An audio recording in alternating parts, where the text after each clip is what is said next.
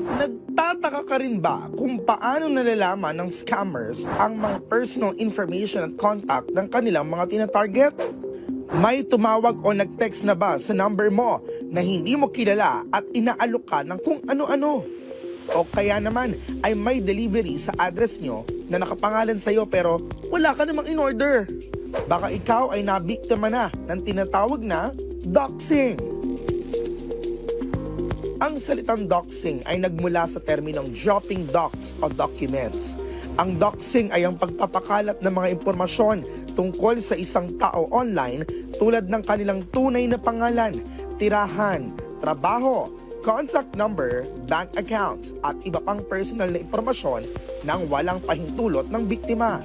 Ito ay maaring gamitin sa cyberbullying, pangaharas, paninira o kung hindi naman ay sa mga financial scam o iba pang uri ng pagsasamantala. Paano nga ba tayo makakaiwas sa doxing? At paano natin maiingatan ang ating private information online? Yan ang pag-uusapan natin ngayong umaga dito lang sa MIL 101.